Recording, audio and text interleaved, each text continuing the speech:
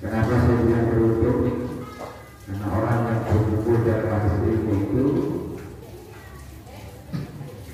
Allah bangga-banggakan di depan para malaikatnya. Jadi semuanya disebut beliau mengantuk yang hadir di masjid si A, si B, si C itu Allah bangga-banggakan di depan para malaikatnya. Dan itu dicatat sebagai amal Bapak Ibu yang dirahmati Allah Subhanahu wa Ta'ala. Bulan Sya'ban merupakan bulan yang istimewa, di mana di bulan itu semua amalan kita selama setahun itu dilaporkan kepada Allah Subhanahu wa Ta'ala. Maka dianjurkan di bulan Sya'ban ini untuk memperbanyak beramal saleh, banyak berzikir, banyak beribadah kepada Allah Subhanahu wa Ta'ala. Zikir yang paling dicintai oleh Allah itu mudah. Kalau tidak bisa baca Quran, cukup mengucapkan subhanallah walhamdulillah wa la ilaha illallah wallahu akbar. Ada perkataan, 4 perkataan yang sangat dicintai oleh Allah, 4 perkataan yang sangat dirindukan oleh Allah Subhanahu wa Ta'ala. Hari ini yang pertama yang saya isi dengan ngaji masih berhubungan dengan ikhlas berikhlas niat, pentingnya ikhlas dan menghadirkan niat, karena niat itu ibarat HP itu baterainya. Kalau nggak ada baterainya itu nggak ada nilainya, nggak ada fungsinya, juga nggak ada manfaat. Akan saya bacakan beberapa hadis yang masih berkaitan dengannya. Yang kedua, nanti akan ada ijazah salat kubro. Nanti saya jelaskan lagi. Ijazah secara massal, ijazah salat kubro itu sudah ada sejak zaman dulu. Cuma kalau di Jawa Barat ini masih asing ya. Jawa Barat masih asing. Kalau Jawa Barat itu banyaknya sholawat naria. Salat kubro itu di daerah luar Jawa, di Kalimantan, di Sulawesi, di Jawa Tengah itu juga ada. Nanti ada sholawat kubro. Yang ketiga, nanti ada waktu untuk pertanyaan, sesi pertanyaan. Silakan itu, atau Bapak bertanya apa saja yang berkaitan dengan keseharian atau masalah-masalah yang waqi'iyah yang terjadi di masyarakat di sekitar kita. Silakan untuk ditanyakan. Sebelum kita ngaji, kita mohon kepada Allah Subhanahu wa Ta'ala, kita doa bersama-sama. Saya membaca, Bapak Ibu menirukan. Bismillahirrahmanirrahim. Subhanakallahumma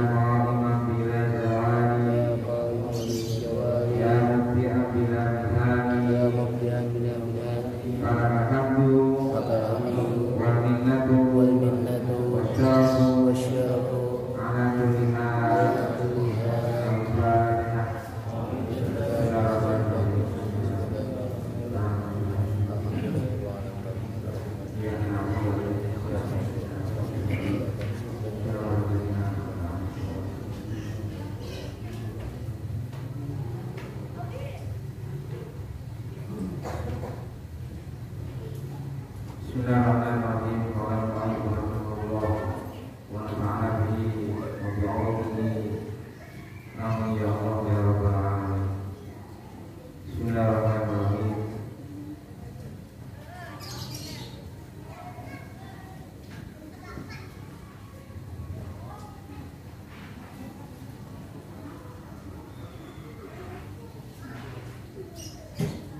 Masih berkaitan dengan bab ikhlas tentang bagaimana pentingnya ikhlas dan menghadirkan niat. Ikhlas itu seperti yang dijelaskan kemarin, yang dilakukan itu semata-mata hanya ditujukan karena Allah SWT. Kita sholat itu bukan semata-mata, jangan sampai amaliyah ubudiyah kita ini kita merasa membanggakan diri kita bahwa kita ini ahli surga, karena urusan surga itu urusan Allah. Ibadah yang kita lakukan itu bentuk pengabdian kita kepada Allah. Seorang hamba ketika melakukan itu tujuannya hanya untuk majikannya. Kita ini hamba, majikan kita berarti Allah. Apapun yang menjadi urusan kita, pertama kali yang menjadi tumpuan keluhan adalah majikan kita, yaitu Allah Subhanahu wa Ta'ala. Saya pakai bahasa majikan biar mudah dipahami. Karena keluhan itu yang bisa menjawab hanya Allah. Ya, jangan sampai keluhan itu dikeluarkan di status, karena itu tidak akan menyelesaikan masalah.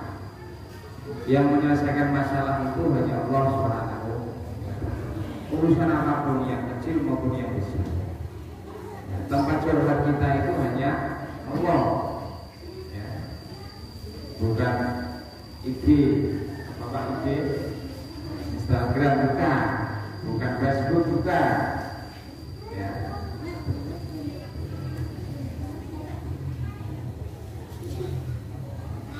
Wa anil mu'minin Ummu Abdillah Aisyah radhiyallahu anha qala Rasulullah sallallahu alaihi wasallam yarju jaisul Ka'bah fa idza kana bi bayda'a min al-ardi yukhsafu bi awwalihi wa akhirihi qala qultu ya Rasulullah kayfa yukhsafu bi awwalihi wa akhirihi wa fihim aswaquhum wa man laysa minhu qala yukhsafu bi awwalihi wa akhirihi thumma yub'atuna 'ala niyyatihi. Muttafaqun alaih.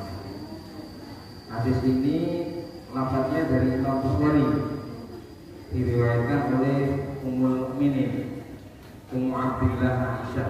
Aisyah itu gelarnya Ummul Mukminin, kalau Rasulullah gelarnya Abdul Mukminin. Rasulullah sallallahu alaihi wasallam bersabda, "Ya'tu jaisul Ka'bah."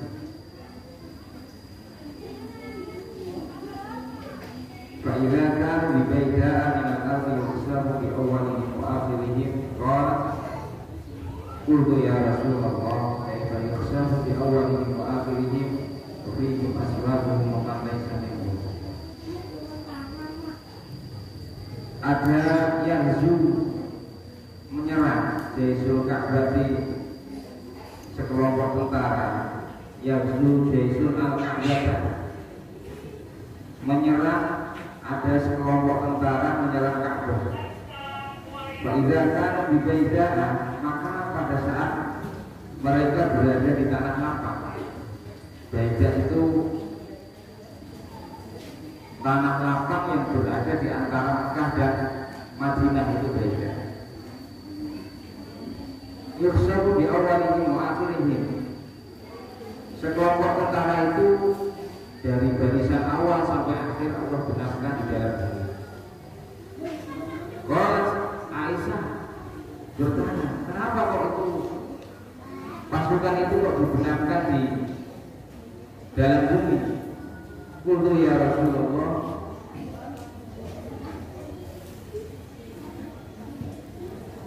sedangkan di dalam pasukan itu ada sekelompok orang yang lagi berbelanja, juga ada orang yang lagi jalan-jalan. Qala yusafu bi awwalihim wa akhirihim thumma yub'athun 'ala niyyatihim. Mereka ditenggelamkan di dalam perut bumi itu dari yang pertama sampai yang akhir, kemudian Allah bangkitkan dan Allah nilai sesuai dengan niat mereka. Artinya apa? Pada satu ketika itu Rasulullah SAW bermimpi, ya, agar Rasulullah di mana mimpi fakulna lakum su'atu syai'atan lakum ba'am. Pada satu ketika Rasulullah bermimpi, dia melihat ada seorang pemuda dari suku Quraisy bersembunyi di sekitar Ka'bah, dan pemuda itu mau diserang oleh sekelompok pasukan. Kalau saya baca di beberapa kitab hadis itu tentara Persia kalau nggak salah. Ya. Pemuda itu siapa? Ternyata sebagian riwayat mengatakan pemuda itu Imam Mahdi. Mahdi itu dari kata muda. Muda itu isim maf'ul, artinya diberi petunjuk. Imam Mahdi itu siapa? Itu seorang pemuda turunan Nabi. Namanya itu aslinya Muhammad bin Muhammad, tetapi dia dijuluki dengan muda atau Mahdi. Muda itu artinya orang yang diberi petunjuk. Kalau orang Jawa bilangnya Ratu Adil. Ratu Adil. Imam Mahdi ini dan nanti akan ada di muka bumi pada saat dunia ini sudah penuh dengan keangkaran murkaan. Ya. Jadi Islam yang Mekah itu yang tadinya Darul Islam sudah berubah menjadi tidak Darul Islam lagi. Jadi di dunia itu sudah ada keangkaran murkaan, maksiat di mana-mana, kemungkaran di mana-mana. Barulah turun Imam Mahdi. Sekarang ini sudah dimulai Pak ya, dari kepentingan politisi dunia, dimulai dari munculnya COVID itu, kalau saya lihat sejarah Diary of Dajjal, sejarah perjalanan Dajjal, itu di zaman Fir'aun itu dulu ada namanya budak-budak. Zaman Fir'aun kan banyak budak loh. Budak-budak yang di zaman Fir'aun itu keturunannya itu menjadi orang-orang yang menguasai urusan ekonomi, namanya kaum Primasor. Pengusaha-pengusaha dunia yang tersembunyi, free itu artinya bebas, masuk itu perbudakan. Jadi kakek neneknya dulu itu berbudak, sekarang dia balas dendam. Ya, balas dendam. Nah, balas dendam tidak hanya kepada orang Muslim sama dunia, karena merasa kakek neneknya dulu diperbudak.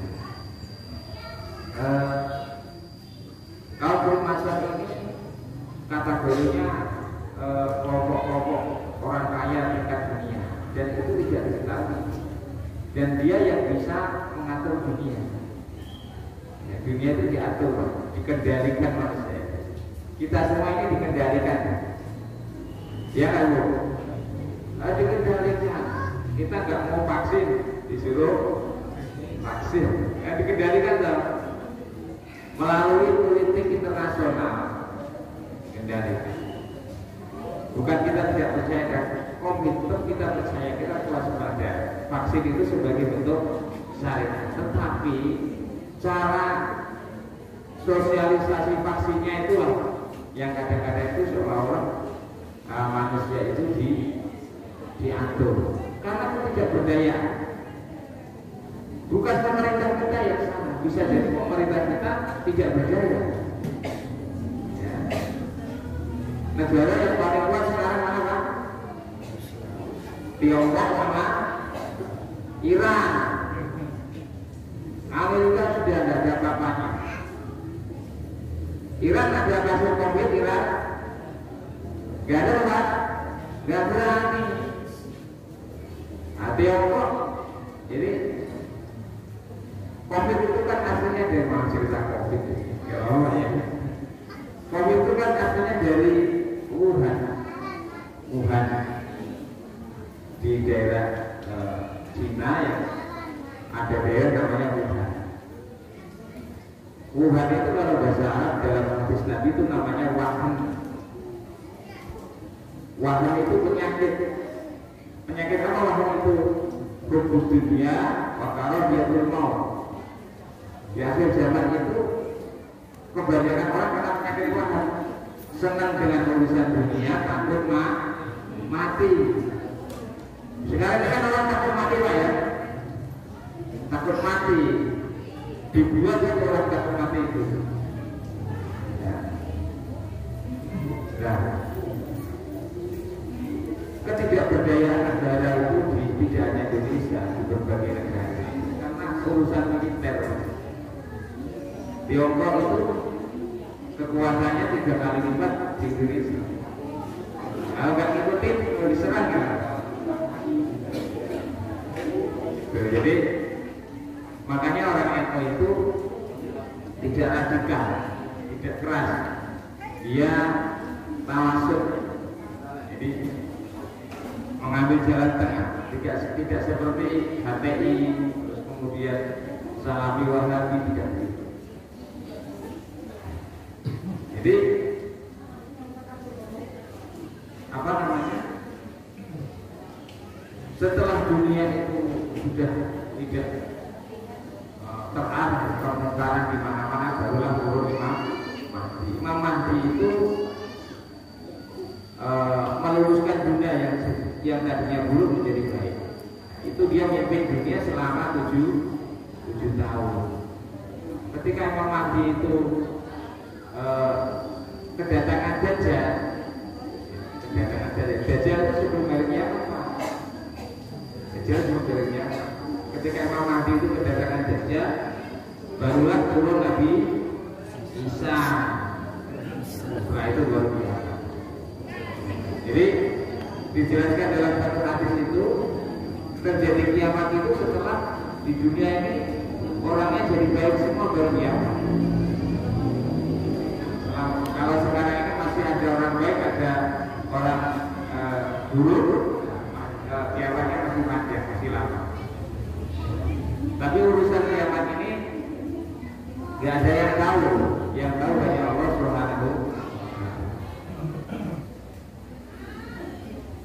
Pada saat ada tentara datang ke Ka'bah untuk mencari seorang pemuda itu, tahu-tahu di pas mereka berada di tanah lapang itu antara Mekah sama Madinah, Allah benarkan semuanya. Aisyah bertanya, kenapa itu digunakan? Ya. Sedangkan di sana itu ada pedagang, ada orang yang lagi jalan-jalan, ada orang yang memang punya tujuan untuk menyerang Ka'bah. Kenapa itu dihabisi semua? Dijelaskan di beberapa hadis, ini dijelaskan memang mereka dimatikan itu karena sudah sampai ajal.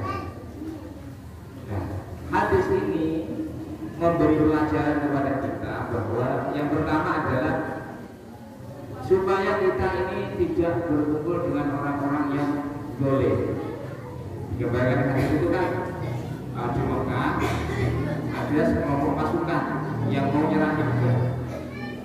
Di sekitar Ka'bah itu banyak orang, ada pedagang, ada musafir, ada penduduk setempat.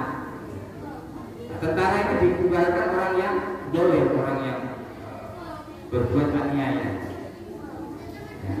Maka kemudian di satu tempat itu Allah benamkan semua di dalam perut bumi. Ya. Artinya apa? Kita ini tidak boleh berkumpul dengan orang yang ahli maksiat. Ya.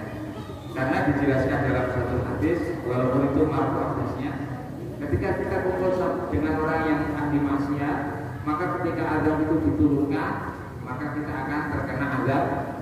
Ya. Jadi termasuk orang memudahkan urusan dalam menjalankan maksiat, kecuali terpaksa, Pak ya. Memudahkan urusan dalam maksiat itu apa? Misalkan mengizinkan untuk diadakan pentas dangdut umpamanya. Nah, itu kan memudah maksiat. Kecuali mengizinkannya karena terpaksa. Termasuk Bapak Ibu kalau ada acara hajat dengan menanggap orkes, nah itu kan mendatangkan maksiat, Pak. Kita yang mendatangkan maksiat walaupun tidak maksiat itu tetap akan merasakan azab dari Allah Subhanahu wa Ta'ala. Merasakan dosa. Ya. Nah, itu yang pertama. Yang kedua, hadis ini menunjukkan bahwa besok di hari kiamat itu orang akan dibangkitkan dan ditanya sesuai amalnya dan sesuai dengan niatnya. Ya. Karena niat itu penting. Ya. Yang menjadi pertanyaan Allah itu dulu, amal yang kamu lakukan itu niatnya karena apa?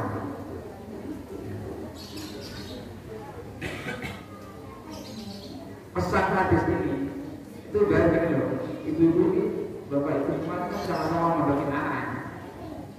Nanti ditanya Allah itu beda-beda hasilnya, karena niatnya beda. Saya tanya, bapak ibu niatkan mondok anak itu niatnya apa?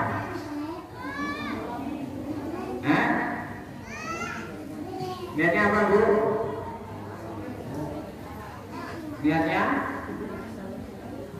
jadi anak mendekati. Niatnya apa, Pak? Niatnya untuk menuntut ilmu, menghilangkan kebodohan. Kalau berilmu pasti dia soleh. Kalau perempuan pasti soleh. Karena dengan adanya ini. Ya. Nah, niat yang baik ini akan menghasilkan nilai pahala di sisi Allah Subhanahu wa Ta'ala. Niatkan mondokkan anak itu niat belajar ilmu. Jangan niat, ini saya sering berpesan, jangan niat bagus kalau di rumah main HP terus, salah itu. Nah kalau cuma niatnya supaya nggak main HP, bikinin kerangkeng di rumah aja nggak main HP. Atau HP-nya diambil, nggak usah dikasih, kan nggak main HP loh. Itu salah. Ya, niatnya harus benar. Ibu-ibu ketika melayani suami itu niatnya harus benar. Niatnya apa, Bu? Gini, kalau ibu-ibu itu masuk surganya tergantung suaminya. Artinya apa? Seahli ibadah pun, seahli ibadah apapun, kalau suaminya tidak ridho, maka ibadah itu seperti membangun bangunan di atas lautan. Jadi tidak ada gunanya. Karena ridhonya seorang suami itu penting. Ya. Jadi ketika suami tidak ridho, itu menghalangi surga. Nah,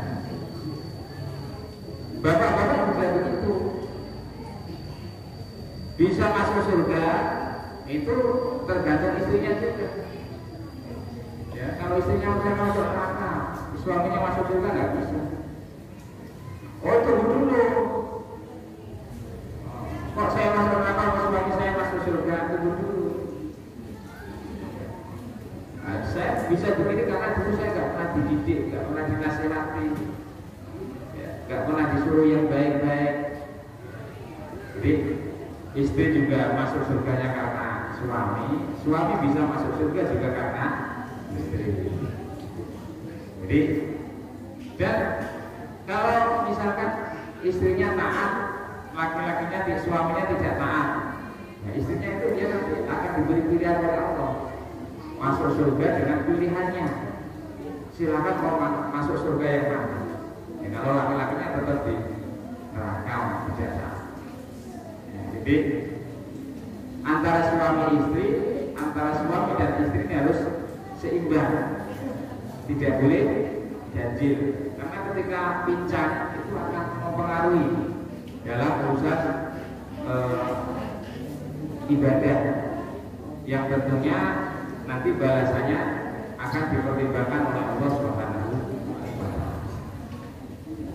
Ya, jadi ibu-ibu kalau sama bapak-bapak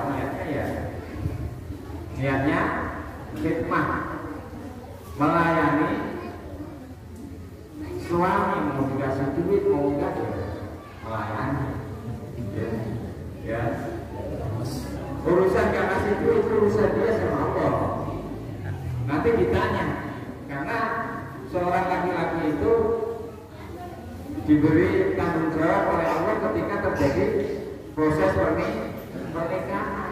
Laki-laki kalau nggak nyari duit dosa orangnya, ya. Jadi perempuan hanya satu, hanya taat saja itu bisa masuk surga. Ya. Ibadahnya nggak banyak-banyak, nggak harus ke masjid, ya. Nggak harus ini, nggak harus itu, taat sama suaminya. Kalau misalkan istrinya tidak menuntut suaminya, ya itu pahala bagi dia, ya. Nggak menuntut betul ya, itu pahala bagi dia. Makanya Allah persilahkan masuk surga yang mana, karena tidak menuntut. Bapak Ibu yang dirahmati Allah Subhanahu wa Ta'ala, jadi niat itu harus benar, ya. Karena di akhirat nanti hasilnya akan berbeda. Ya. Mondokkan anak niatnya harus untuk mencari ilmu, menghilangkan kebodohan. Mudah-mudahan yang saya lakukan ini nanti ujungnya manfaatnya, pahalanya mengalir kepada saya, ya. Karena kalau anak kita baik, manfaat, dia soleh-solehah, selalu mengajarkan kebaikan kepada orang-orang, bukan mengajarkan kebaikan, jangan anak kita nanti jadi kiai. Nah itu yang pahalanya mengalir ke kita, bukan ke siapa-siapa. Ya. Asalkan dengan niat yang benar. Tuh. Kalau niat kita untuk menghilangkan kebodohan itu tidak ada protes, ya. Karena yang memberikan ilmu itu Allah Subhanahu wa Ta'ala. Ya. Betul.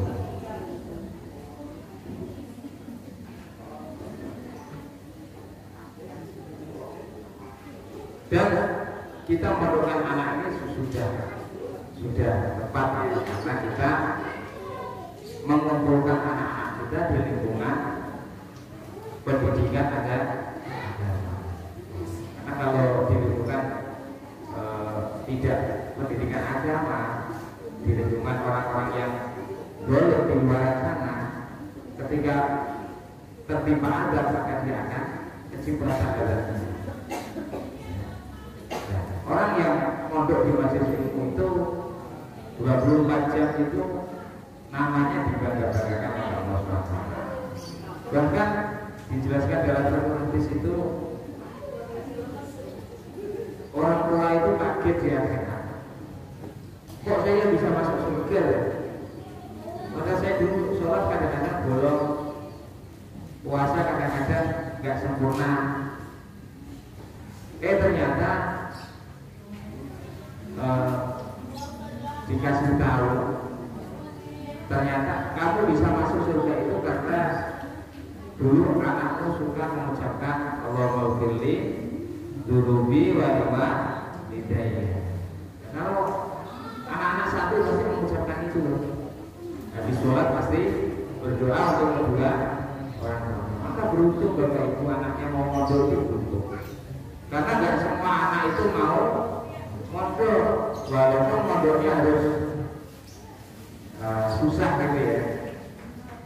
Ada betah, ada enggak, tapi itu sudah beruntung anaknya mondok.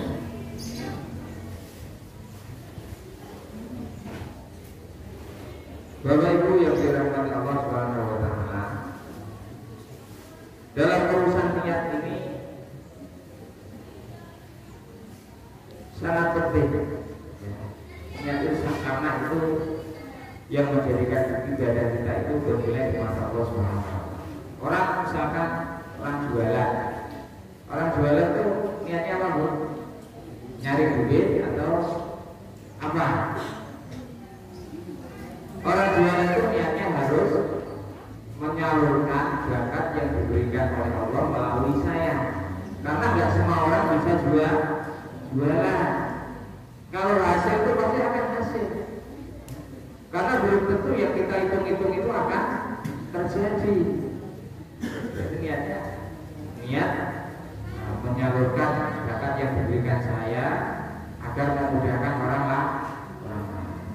Punya keahlian tukang, niatnya jangan nyari duit, niatnya menyalurkan bakat yang diberikan saya, mudah-mudahan bakat ini manfaat buat orang lain. Kalau urusan bayar itu pasti dibayar, karena sudah ada apa namanya SOP-nya, ya.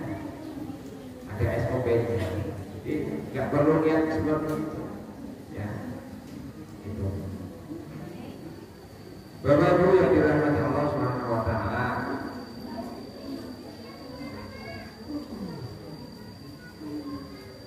terkait dengan kita dianjurkan supaya tidak berkumpul dengan orang yang ahli maksiat dengan tujuan supaya kita itu tidak terkena azab. Jadi digambarkan dalam Al-Quran itu, walau ahlul qura amanu wattaqau lafatahna 'alaihim barakatin minas sama'i wal ardh. Keberkahan itu akan muncul bila dalam satu daerah itu manusianya itu penuh dengan ketakwaan dan keimanan. Tapi kalau dalam satu daerah itu ada yang maksiat, ada yang taat. Ketika maksiat itu orang yang bermaksiat ditimpakan azab, orang yang taat itu kena kecipratan. Di dunianya Pak yang punya. Tetapi di akhiratnya nanti hasilnya akan berbeda karena niatnya juga berbeda. Wa Aisyah radhiyallahu anha qala Nabi sallallahu alaihi wasallam la hijrata ba'da fathi walakin jihadun wa niyyatun wa idastum firtum fangfiru muttafaqun alaih.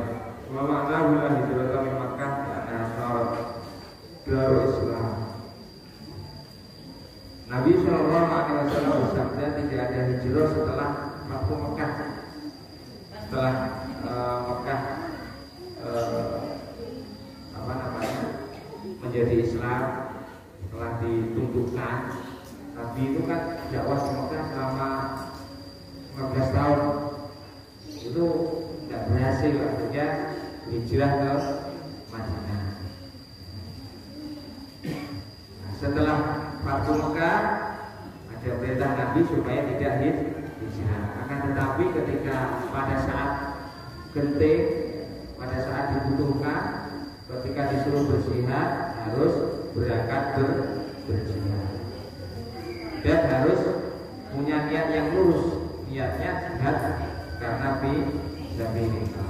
Karena pada saat itu banyak tentara Muslim yang ketika Fathu Mekah, ketika disuruh berangkat untuk perang, tujuannya tidak hanya perang, tapi tujuannya untuk mencari harta ghanimah, harta jihad. Begitu juga ketika ketika kita mondokin anak, niatnya itu jangan supaya jadi ini, jadi ini, jadi ini. Jadi ini, jadi itu. Kalau dia sudah sesuai dengan standarisasi ilmunya, maka dia akan jadi sendiri. Gak perlu kita rencanakan. Ya. Karena yang kita rencanakan itu belum tentu berhasil. Nah, hadis ini memberikan pemahaman bahwa kita ini diwajibkan hijrah dari daerah yang mana di situ banyak orang kafir. Apalagi kita hijrah ke negara kafir, tidak boleh. Kita ini disuruh hijrah dari daerah yang di sana kebanyakan orang, atau kita disuruh hijrah dari satu tempat di mana di sana banyak maksiat. Kita disuruh hijrah. Ya. Misalkan kita ini kerja di diskotek, banyak maksiat atau tidak? Pesan hadis ini supaya kita untuk hijrah. Ya. Kecuali tidak mampu. Tidak mampu itu bagaimana? Ya kalau saya nanti hijrah, saya nggak dapat pekerjaan, tidak bisa memberi nafkah anak istri, maka hal seperti itu juga boleh. Perintah untuk hijrah itu tergeser karena adanya jalur. Tetapi kalau mukhtar tidak ada unsur keterpaksaan, maka perintah hijrah itu wajib. Seperti ketika sebelum Mekah itu dituduhkan kaum muslimin yang berada di Mekah diwajibkan Rasulullah hijrah berangkat ke Madinah. Kenapa? Karena ketika dia tidak hijrah, maka mereka akan disakiti oleh orang lain.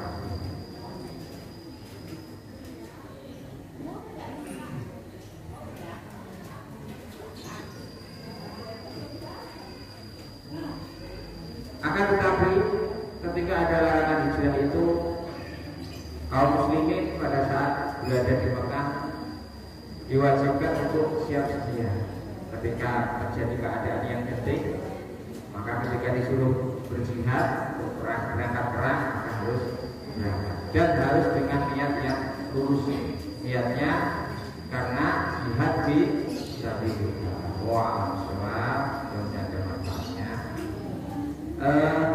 Sebelum saya berikan sedaya salawat kubro, ada yang ditanyakan dulu terkait dengan pentingnya ikhlas dan niat. Selain itu juga tidak apa-apa. Masalah yang wakilah yang terjadi di masyarakat sekitar kita.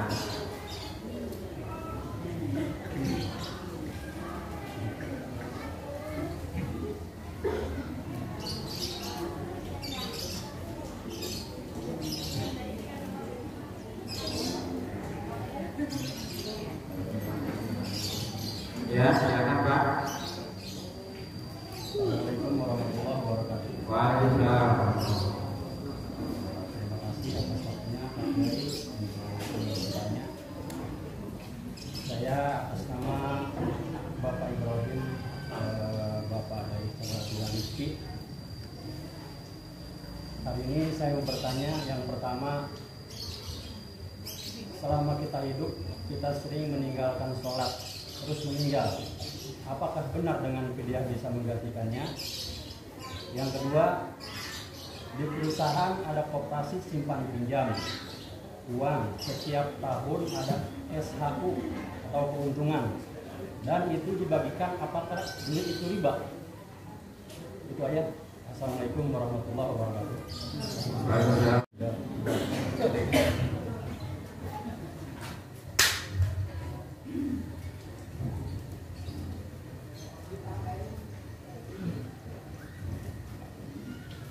Jadi fikih itu produk pemikiran ulama, ya, pendapat ulama fikih.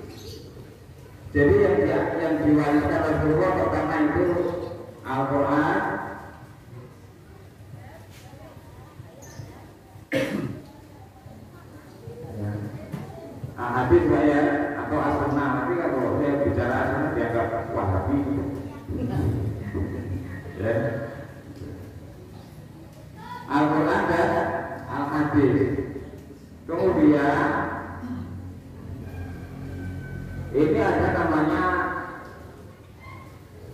Al-Quran itu kalau kita belajar ulum Al-Quran itu ada bahasa Al-Quran itu ada mukamat, ada mutasyabihat, ada mujmal, ada yang luga, ada yang terperinci, nggak paham nanti jauh.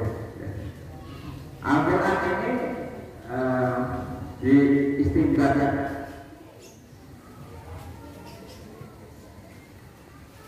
diolah melalui teori usul fikih namanya. Nah, usul fikih adalah sebuah hukum fikih itu artinya pemahaman agama. Ya, hukum itu artinya apa? Jadi hukum atau jadi fikih. Hukum ini ada pandangan ulama yang berbeda-beda. Kenapa terjadi pandangan yang berbeda-beda? Karena tidak ada dalil yang jelas. Seperti fidyah orang meninggal sholat itu kan nggak ada dalilnya. Kalau puasa ada dalilnya, nggak disebutkan ulama. Ya Pak ya, ini masalah khilafiyah ulama saja. Dari Quran Nabi itu istihad, istihadnya istihad itu Pak ya, namanya istihad. Hukum ini ditampilkan oleh pakar namanya, ada namanya mazhab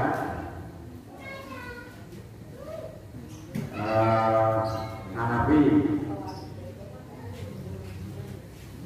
Maliki, Syafi'i, Ibnu Hanbal, ya. Mazhab Hanafi ini dimulai dari abad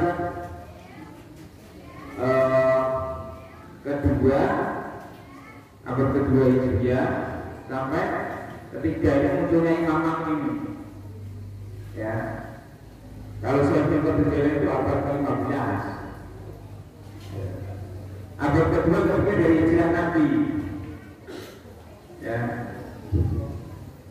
Nah, perbedaan pendapat itu sudah terjadi di zaman Nabi. Apa perbedaan pendapat zaman Nabi? Dijelaskan dalam hadis Bukhari itu ada dua kaum. Pada saat itu tidak ada air. Kemudian dia tayamum, ya, dan melakukan sholat. Nah, setelah dia tayamum dan melakukan sholat ternyata ada air. Dua orang ini berbeda pendapat. Yang satu mengulangi sholatnya dengan diganti wudhu, yang satu lagi tidak mengulangi. Kemudian dua-duanya datang ke Nabi untuk membicarakan masalah itu. Nabi apa jawabnya? Yang sudah mengulangi sholat, maka sholatnya menjadi sholat sunnah, dan sholat yang dia lakukan sudah cukup, tidak perlu mengulang sholat. Yang mengulang wudhu dan sholat, maka dia dapat pahala. Satu pahala ketika dia sholat dengan melakukan tayamum karena ada air. Yang kedua pahala sholat karena dengan melakukan wudhu dan sholat. Nah, di zaman Nabi itu sudah terjadi perbedaan pendapat antara sahabat Nabi. Pada zaman Nabi itu ada tempat rujukan.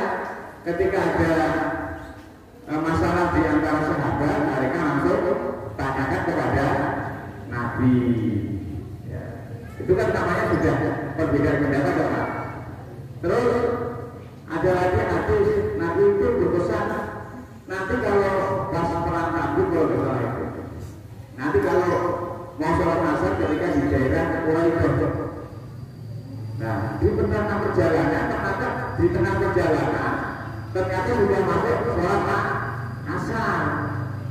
Ada dua golongan ini, yang satu melakukan sholat asar karena tidak mau kehilangan waktu asar, yang satu lagi tidak melakukan sholat asar karena mengikuti perintah Nabi. Ya, itu. Maka setelah dilaporkan kepada Nabi, ya, dua-duanya ini, yang satu yang melakukan sholat itu dianggap ibadah sunnah, ya. Yang kedua yang tidak melakukan sholat dia tidak berdosa. Itu sudah jadi perbedaan. Ya. Karena apa yang dikatakan Nabi itu namanya hadis atau sunnah. Sunnah itu kan isinya kan ucapan Nabi, tindakan Nabi, diamnya Nabi. Maka itu ada. Nah, itu zaman sahabat. Itu terjadi di 0 sampai 1 Hijriah. Nah, setelah zaman sahabat sampai zaman tabi'in, sahabat itu orang yang bersama Nabi, orang yang pernah melihat Nabi itu namanya sahabat. Tabi'in itu generasi setelah sahabat, setelah Nabi wafat. Ya, setelah Nabi wafat, dia baru masuk Islam, itu namanya tabi'in. Di generasi tadi juga banyak terjadi perbedaan pendapat. Nah, kemudian di abad ke-2 Hijriah sampai ke Hijriah muncullah pandangan ulama-ulama mazhab Hanafi, Maliki, Syafi'i, Muhammadiyah. 4 mazhab ini pandangannya beda-beda. Contoh, ini nanti masalah contoh ya, saya jelaskan dulu. Contoh masalah orang hamil dan sakit. Orang hamil dan sakit itu kan ulama berbeda pendapat. Kalau Imam Syafi'i dia harus mengkodok dan bayar fidyah. Kalau Imam Maliki cukup membayar fidyah. Mau hamil atau sakit cukup membayar fidyah. Imam Hanafi beda lagi. Kalau Imam Hanafi itu yang sakit membayar fidyah, yang hamil mengkodok puasa. Tuh, kalau Imam Ibnu Hanbal dibalik, itu kan sudah terjadi perbedaan pendapat. Demikian pula urusan masalah kodok sholat bagi orang yang meninggal. Imam Syafi'i itu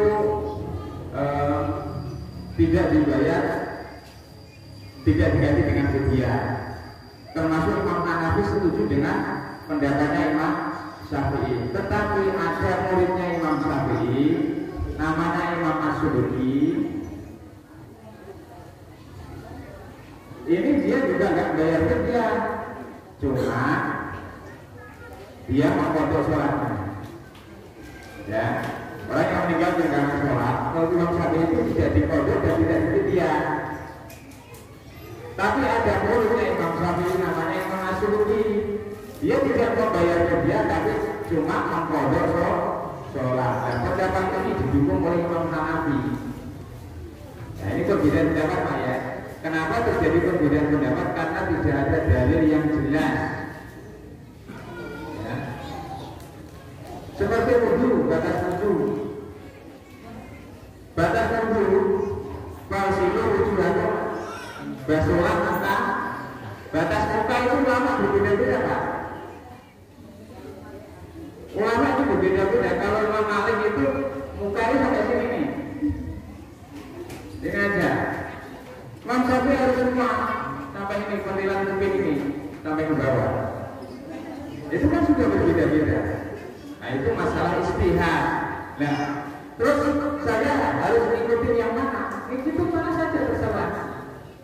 Apakah bisa? Enggak, karena istihad itu ketika benar mendapat 2 pahala, ketika salah mendapat 1 pahala. Ketika kita mengikuti Imam Syafi'i namanya yang mengkodok sholat, ya kita dapat pahala 1.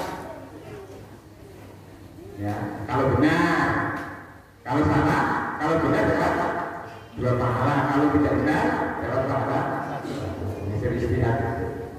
Nah, yang mengkodok sholat itu diwajibkan keluarganya. Ya, pertama yang dianjurkan keluarganya dulu. Ya, baru kalau keluarga tidak mampu boleh diwakilkan. Diwakilkan itu bukan dibayar ya. Bayar itu ungkapan terima kasih aja. Ya, jadi itu.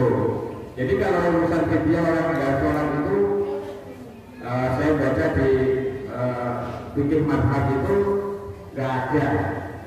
Yang ada hanya qada sholat terkait dengan urusan tinggal saja Pak ya. Kalau puasa itu memang ada fidyah dan qada puasa.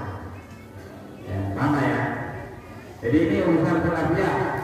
Kenapa terjadi perbedaan? Karena tidak ada dalil yang jelas. Terus mengenai simpan pinjam tadi, ya, itu namanya akad. Tapi pembagian hasilnya ditentukan nggak Pak? Maksudnya ditentukan di mana? Ditentukan di awal Pak? Enggak. Oh enggak, sesuai dengan keuntungan. Jadi dalam hukum Islam muamalah itu ada namanya qirah, ada namanya syirkah. Qirah itu bagi hasil, ya. Jadi dari sekian orang 1, 2, 3 sampai terkumpulan modal lah ya. Kemudian modal ini dibuat bersama, kemudian ada hasil. Ya. Hasil ini kemudian dikisru namanya, dipresentasi dibagi rata gitu loh. Begitu enggak maksudnya? Apakah itu diperbolehkan? Tapi kalau misalkan duit yang kita simpan itu ditaruh di bank, terus kita pinjam itu gimana Pak Kiai? Duit yang kita simpan itu ditaruhnya di bank, itu gimana Pak Kiai? Duit yang kita simpan ditaruhnya di bank, terus kita suatu saat kita butuh pinjam. Urusan bank itu juga urusan khilafiyah Pak ya. Jadi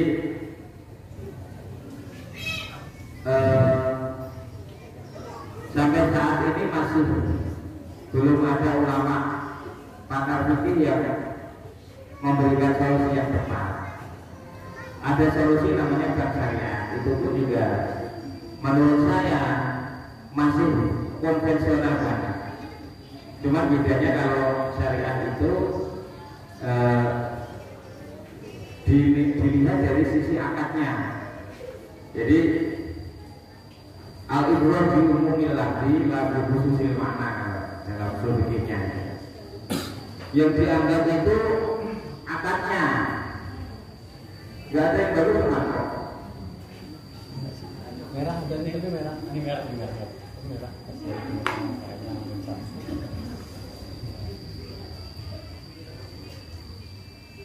Jadi ini kalau kita nilai orang falsafah al-ibrah di umumil lafzi la bi khususil makna. Yang dianggap itu lafaznya, tidak tujuannya. Ya, artinya apa? Bank itu bisa lihat dari dia data. Kalau apa namanya?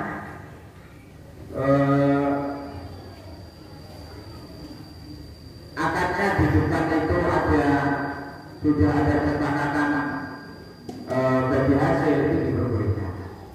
Itu kalau standar dan syariat Indonesia diperbolehkan. Jadi istilahnya dinaikulah gitu Pak. Tapi pada dasarnya sama kayak konvensional. Cuma yang berbeda hanya akadnya saja. Ya kalau konvensional kan kita ketahan. Ya, sudah ada langsung rinciannya ada. Jadi kalau syariat itu sewa pinjam kalau orang-orang itu. Jadi pinjam uang, kemudian uang itu pinjaman itu dia minta, kalau pinjaman boleh menentukan berapa Pak? Ya. Bapak mau pinjamin sepeda, saya sewain sepeda, tapi saya minta sewaan 20.000 per hari. Kan boleh saja kalau sewa itu. Ya, bank syariah itu di highlight namanya, direka seperti itu supaya menjadi halal. Nah kalau pertanyaan Bapak tadi Duit pinjam di taruh di bank. duit pinjam itu terus kemudian ditaruh juga. Terus yang ditanyakan, Maksudnya kita pinjam dari duit kita yang kita simpan ditaruh di bank. Otomatis kalau kita pinjam dia ambil dari bank, itu hukumnya harusnya apa riba apa enggak? kita simpan mana? Di bank, sama pihak perusahaan ditaruhnya di bank. Ah. Nah, pas kita mau pinjam, dia mau artinya ambil di bank tersebut. Itu hukumnya seperti apa? Maksudnya duitnya tercampur dengan Iya. riba-riba yang lain gitu maksudnya. Jadi ya tidak apa-apa. Lo tercampur ya kita kan nggak tahu. Jadi gini, prinsipnya makanya kan saya tadi bilang sistem ekonomi kita itu sudah diatur sistem Yahudi. Jadi kita nggak bisa lepas. Contohnya, zaman sahabat itu belinya itu emas kan, lempengan emas perak ya. Emas itu berlaku sesuai dengan nilai emasnya. Ya toh? Kalau sekarang duit kertas 1000 dengan kertas 100.000 sama kan? Sama kertas. Sama dong. Tapi kok nilainya kok beda? Nah itu karena kebijakan. Makanya Imam Hanafi ini, mazhab Imam Malik nih. Imam Hanafi itu jual beli uang kertas itu tidak sah. Tidak sah. Makanya keberkahannya dicabut. Ya. Kan keberkahan dunia kan dicabut loh Pak. Banyak kemungkaran, nggak ada ketentraman, rezeki susah. Keberkahannya. Nah bagaimana kita lepas ya? Kita nggak bisa lepas sudah tersistem begitu. Ya. Karena keuangan itu diatur oleh apa namanya? Apa Pak? IMF itu. Nah diatur itu. Kebijakan terus dalam hal itu sudah diatur. Nggak bisa. Bahkan Saudi sendiri yang dulunya itu dari Islam nggak bisa. Standarisasi uang itu sudah diatur oleh dunia. Itulah tadi saya bilang. Jadi ada namanya kaum konglomerat, kaum kaya dunia itu yang mengatur kehidupan dunia, diatur dari sistem ekonomi diatur. Bahkan dalam sistem pendidikan juga kita diatur, kurikulumnya diatur. Bahkan kalau pengetahuan agama, kalau bisa itu nggak ada. Sekarang sekolah di luar nih, sanawiyah itu pelajaran agama berapa jam? Sekolah sanawiyah berapa Pak? 10? Dulu berapa? Dulu 2 jam. Dulu 2 jam kalau di umum. Kalau di sanawiyah? Kalau di sana ya 10. 10. Sebelum ada perubahan? Ada perubahan. Tetap 10. Ya, jadi di SMP itu berapa? 2 jam. Diatur Pak. Kalau di sanawiyah itu kan di bawah kemenang, jadi artinya mau jadi susah untuk digeser. Kalau di dinas pendidikan itu diatur. Makanya di sini SMP itu hanya 20%, 80% pelajaran pesantren. Ini anak kelas 3 ini sekarang kan yang menentukan lulus kan sekolah ya, nggak ada ujian negara kan. Itu kalau di pondok sini itu sebelum ujian kelas 3 itu dia selama 3 bulan suruh belajar umum. Enggak 3 bulan, 2 bulan suruh belajar untuk persiapan ujian. Nanti kan ke depan kalau dibersihkan kan, sekolah SMP itu nggak 3 tahun, 2 tahun, sanawiyah 2 tahun. Jadi anak umur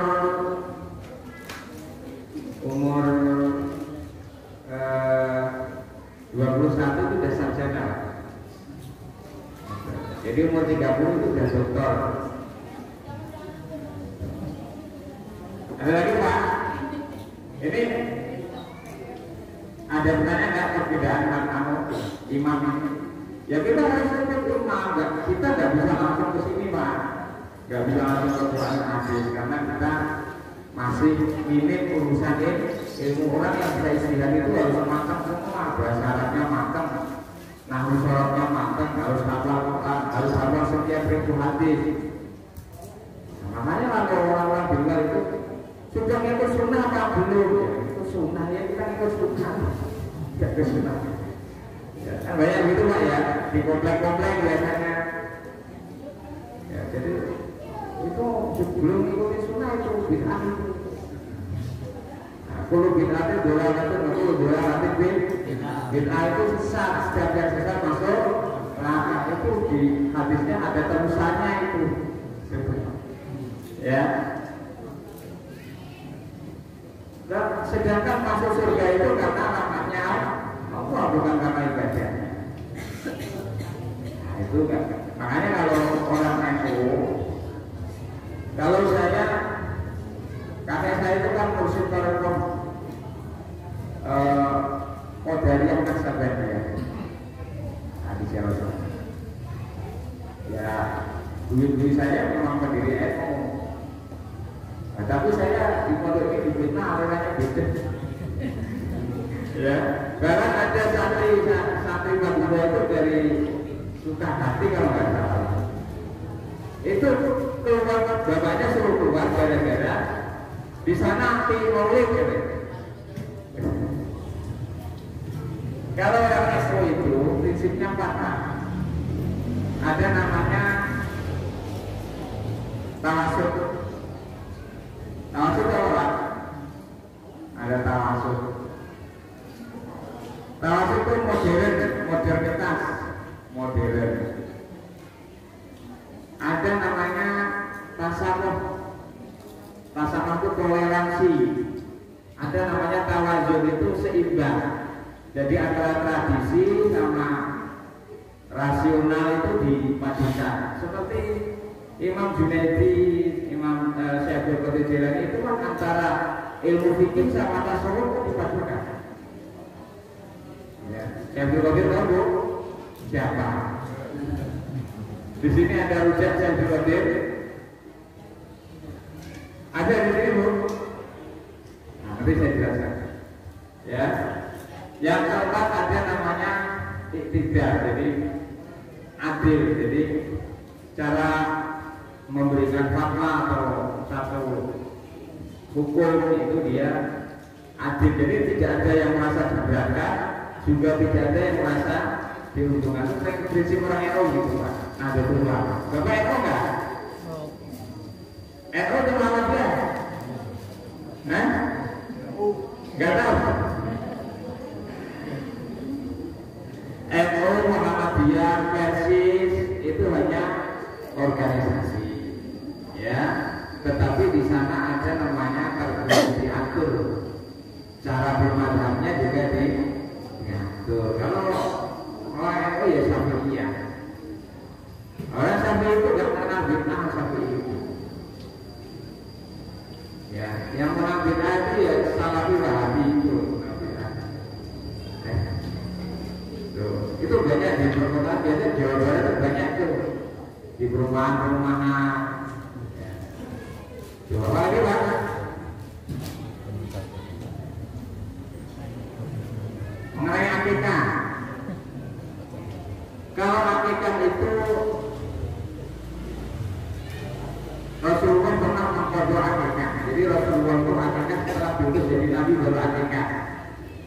Rasulullah itu. Terus kalau urusan untuk orang meninggal atau orang meninggal dari mana? Mayoritas ulama dia wasiat ya. Kalau wasiat untuk dikorbankan atau diakikahkan, maka boleh dilakukan itu dengan catatan dia punya tirkah, punya harta tinggalan, punya harta warisan. Kalau nggak punya ya nggak harus dilakukan. Karena yang mendapat perintah itu, kalau wasiat itu hukumnya seperti orang hidup, karena wasiat itu dilakukan sebelum meninggal. Tapi kalau orang sudah meninggal itu sudah tidak kena hukum,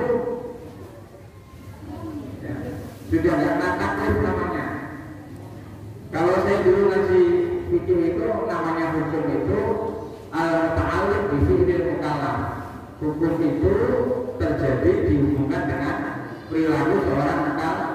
Mukallaf orang yang sudah mendapat perintah kewajiban atau larangan dari Allah Subhanahu wa Ta'ala.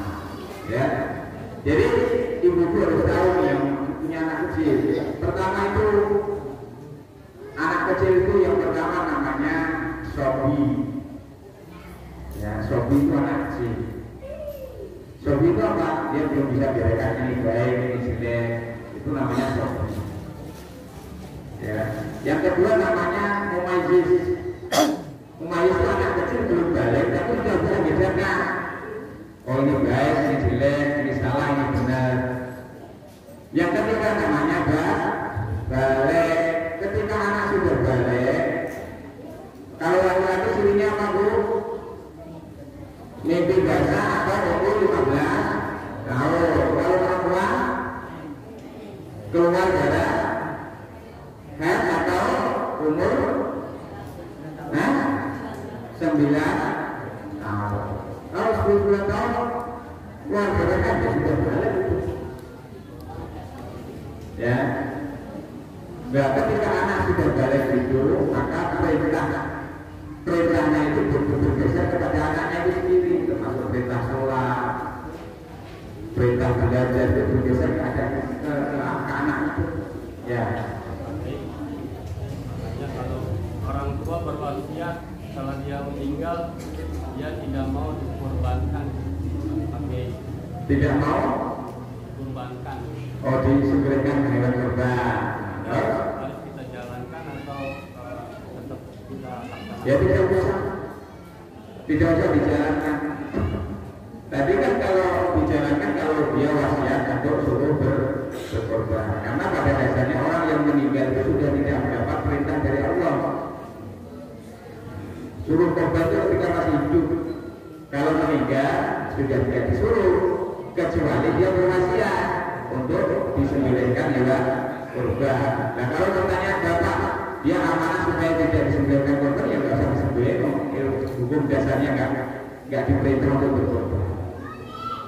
Sama. Ya. Lagi.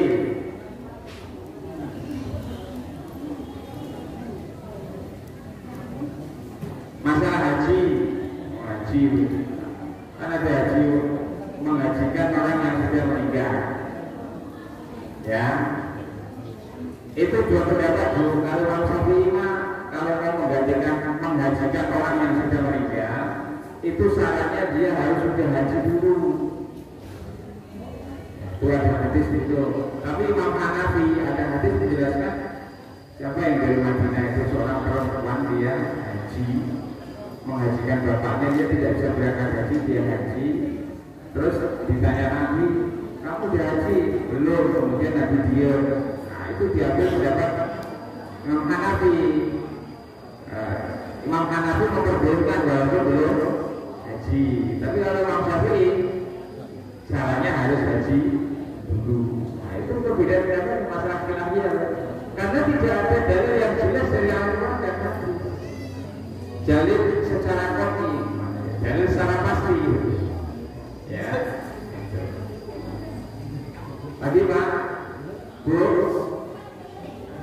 Gak usah malu-malu bu, tanya itu gak susah dijalankan. Jadi intinya kalau nggak ada dalilnya dilakukan boleh, nggak dilakukan nggak apa-apa. Ya, itu istihad. Makanya kita ikut istihad ulama. Ya, kalau nggak ada dalilnya, ya kita ikutin pendapat ulama. Karena tidak ada dalil itulah ulama berbeda pendapat. Bukan berarti terus isi pesan Al-Quran itu tidak dilakukan, tidak, tetapi karena tidak ada dalil yang jelas, maka kita harus mengikuti pendapat ulama. Kalau perintah Quran dan hadis itu dilakukan, ada khilafiyah, nggak akan ada perbedaan pendapat. Yang terjadi itu karena munculnya dalil yang tidak qat'i kalau dalam bahasa Al-Quran.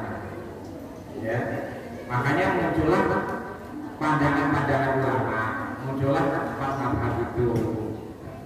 Masing-masing punya pengikut masing-masing. Cuma masalahnya sekarang yang terjadi itu orang itu tidak memahami pandangan mazhab itu, sehingga ketika si A itu Syafi'i, si B itu Hanafi saling nyalain. Ya kan? Oh, kamu salah, saya benar. Kalau ulama dulu nggak begitu. Ulama dulu biasanya cara perang pemahaman itu melalui tulisan, bukan melalui mulut. Kalau sekarang kan itu apa ya? Orang bid'ah, kamu salah, kamu nggak ada sunnah. Itu semuanya itu sunnah. Kalau kita mau mengambil dalil sendiri, istinbat sendiri langsung ke Quran dan hadis, kita tidak mampu karena kurangnya setelah nama luar itu. Ngaji enggak ya? Jawabannya ngaji tasawuf ini karena urusan hati itu urusan bukan zahir, urusan halus ya. Jadi nggak bisa